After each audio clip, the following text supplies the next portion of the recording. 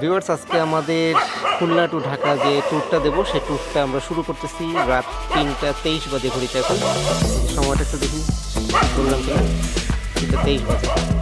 আমাদের সঙ্গে থাকবেন, আমরা দেখবো যে আজকে রাতের ট্যুরটা আমাদের আসলে কেমন হয়, আমরা রাতে কিভাবে আমরা যাই, টুকটাক কিছু কিছু দেখানোর চেষ্টা করব। আমাদের সঙ্গে থাকুন, আশা করি ভিডিওটা ভালো লাগবে। অ্যালেন্স ভিউ চ্যানেলের আরও একটি নতুন ভিডিওতে আপনাদের সবাইকে জানাই অভিনন্দন এবং ভালোবাসা।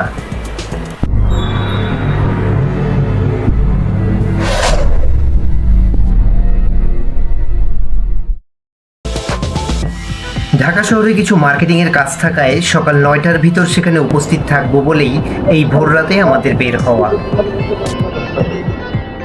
সবুজ বাতিটাতে তো দেখা যায় না, এখানে ট্রাক রয়েছে, ট্রাকের এখানে কোথায় যায় খেয়াল করি না।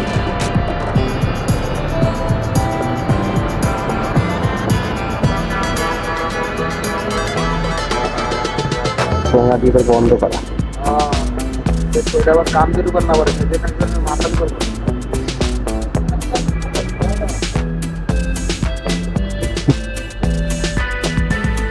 Thank you. এখন কয়টা বাজে?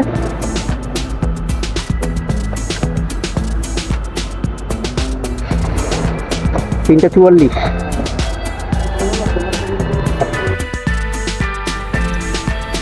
নাইট জার্নিতে বাইকে গুরুত্বপূর্ণ বিষয় হলো বাইকের হেডলাইট, ইন্ডিকেটর, ব্যাকলাইট এবং হর্ন ঠিকঠাক মতো থাকা। আর এখানেই আমাদের বড় ভুল ছিল, কারণ আমাদের বাইকের হেডলাইটটায় প্রবলেম ছিল, সামনের দিকে ঠিকমতো আলো পড়ছিল না, যে কারণে রোডের পাশে থাকা রিফ্লেক্টরের দিকে চোখ রেখেই কিছুটা ধীর গতিতে আমাদের চলতে হয়েছে। আসলে যে কোনো কাজেই পূর্ব পরিকল্পনা থাকা জরুরি, যা আমাদের ছিল না। রাতে ঠিক হলো ঢাকায় যাব, আর ভোর রাতেই বেরিয়ে গেলাম, যার কারণে লাইটটা চেঞ্জ করার সময়টাও পাই নাই। যা হোক, কোনো মতে চলতে চলতে আকাশের আলোর দেখা পেয়ে গেলাম। রাত এবং ভোরের সময়টায় সব জায়গার রাস্তা বেশ ফাঁকা বা কোনো প্রকার যানজট থাকে না বিধায় এই সময়টা বেশ শান্তিপূর্ণভাবেই রাইড করা যায়।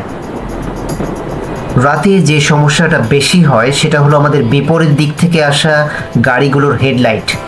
কেউ কেউ আছেন ঠিকমতো রুলস মানলেও অনেকেই আবার চোখের উপর লাইট মেরে গাড়ি চালাতে থাকেন, যার কারণে সামনে কিছুই দেখা যায় না। আবার অনেকে এমন সময় ওভারটেক করেন আমাদের সাইডে কোনো জায়গা না রেখেই। সেক্ষেত্রে বহুবার এমন হয়েছে যে প্রাণ বাঁচাতে রোড থেকে সাইডের মাটিতে পর্যন্ত নেমে যেতে হয়, আর এই সময় ব্যালেন্স করতে না পারলেই হয় দুর্ঘটনা। ভিউয়ার্স, ভিডিওর এই অংশটুকু ভালো করে দেখে কমেন্টে অবশ্যই আমাদের জানাবেন যে এই দৃশ্যটিতে কোন চালকের বেশি ভুল ছিল, আর যার কারণে ঘটে যেতে পারত একটি দুর্ঘটনা।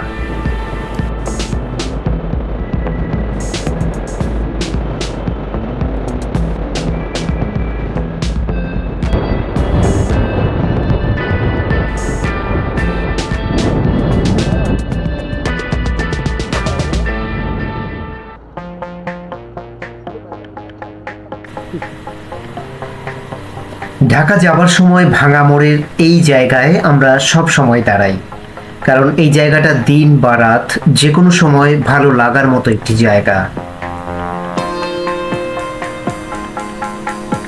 আর তাই এবারও খুব অল্প সময়ের জন্য হলেও দাঁড়িয়েছিলাম জায়গাটিতে। কিছু সময় থাকার পর আবারও ছুটতে হলো সামনের দিকে।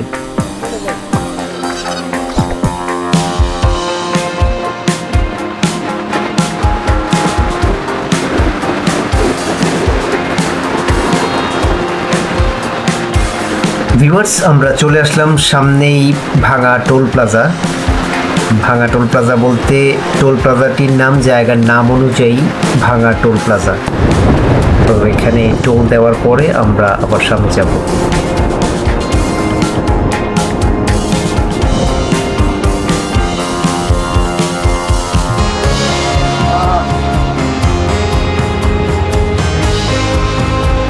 টাকা 10 টাকা।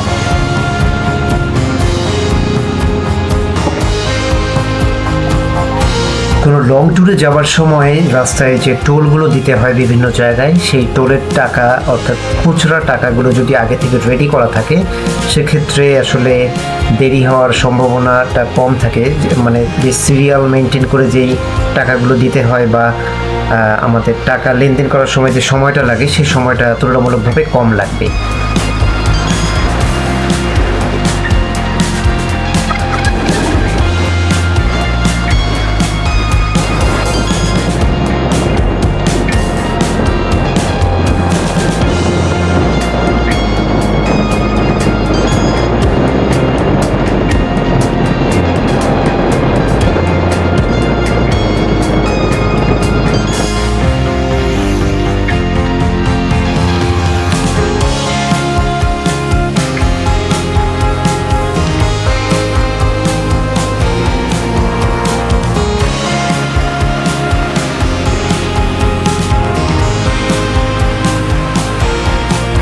ভিউয়ার্স, আমরা মাওয়া এক্সপ্রেস ওয়েতে এখন দাঁড়িয়ে আছি। এক্সপ্রেস ওয়ের ফুট ওভার ব্রিজে হঠাৎ করে মন চাইলো এখানে একটু উঠি, কারণ সবসময় আমরা এই এক্সপ্রেস ওয়ে দিয়ে যাতায়াত করি, কোনো সময় আজ পর্যন্ত এই ফুট ওভার ব্রিজটার উপরে আসা হয় নাই।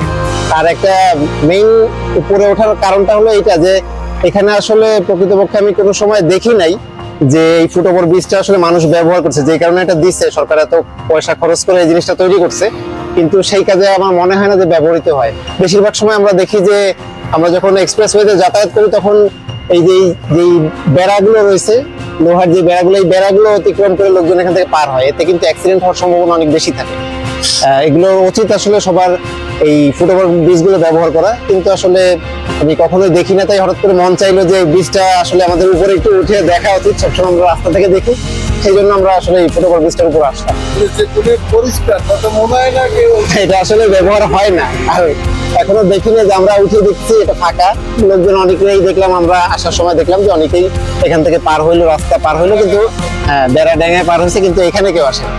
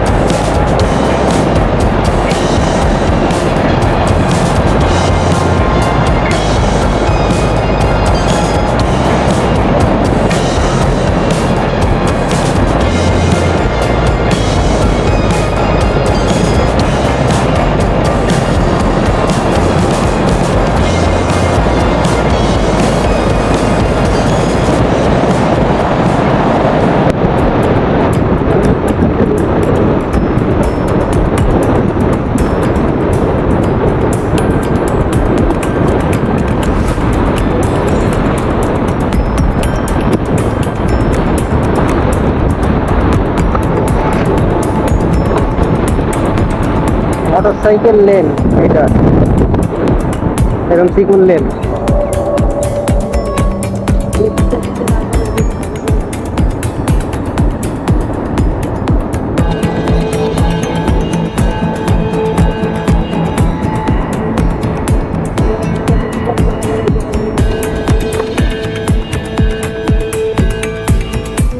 হেলমেট ব্যবহার করুন। আগে মনে কর রাজকীয় সম্মান, তাই না? আলাদা লেন, এটা দুই সাইড দিয়ে ডিজাইন করে সাদা টাজায় রাখছে।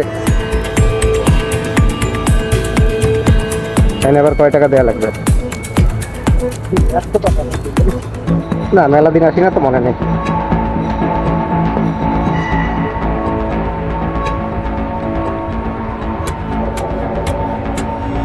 দেখছো না?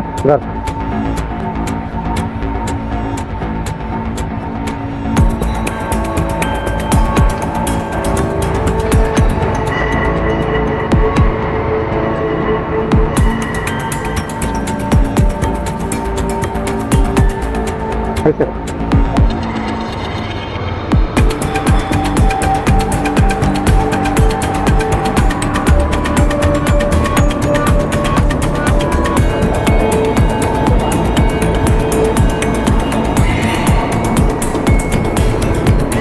কি নির্মম ব্যবস্থা আমাদের জন্য। সবাই যাচ্ছে মাঝখান দিয়ে, আমরা যাচ্ছি এই সাইড দিয়ে।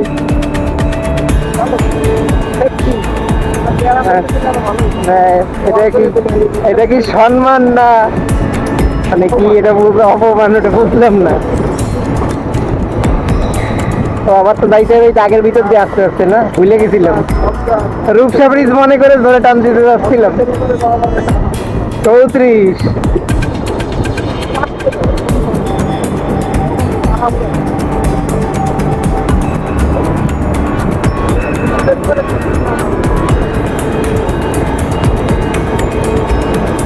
ক্যামেরা লাগানো, উপরে এগুলো ক্যামেরা না।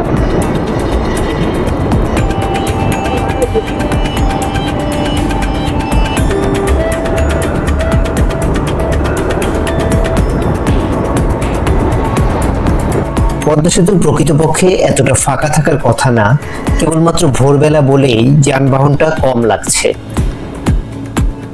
কারণ প্রতিদিন হাজার হাজার যানবাহন পার হয়ে যায় আসে এই সেতু দিয়ে।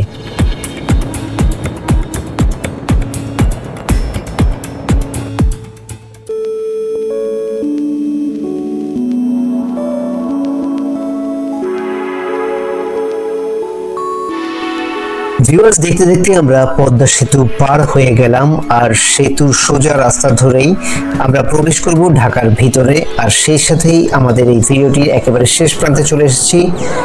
যারা আমাদের চ্যানেলটি এখনো সাবস্ক্রাইব করেন নাই তারা এখনই সাবস্ক্রাইব করে রাখুন। আর ভিডিওর মাঝখানে একটি প্রশ্ন রেখেছিলাম, সেটার উত্তর অবশ্যই কমেন্টে জানাতে ভুলবেন না।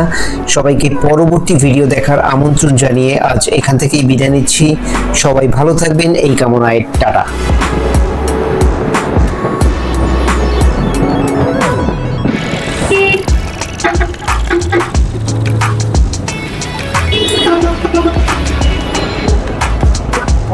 হ্যাঁ,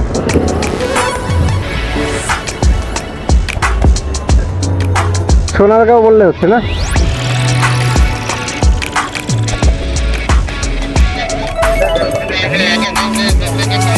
হ্যাঁ, সোনারগাঁও কোন দিক দিয়ে যাবো? এটা দিয়ে এই রোড দিয়ে যাবো। আচ্ছা, ফ্লাইওভার উঠবেন, সামনে হচ্ছে ফ্লাইওভার। Thank you. এইদিকে যাত্রাবাড়ি ফ্লাইওভারে উঠতে কইল।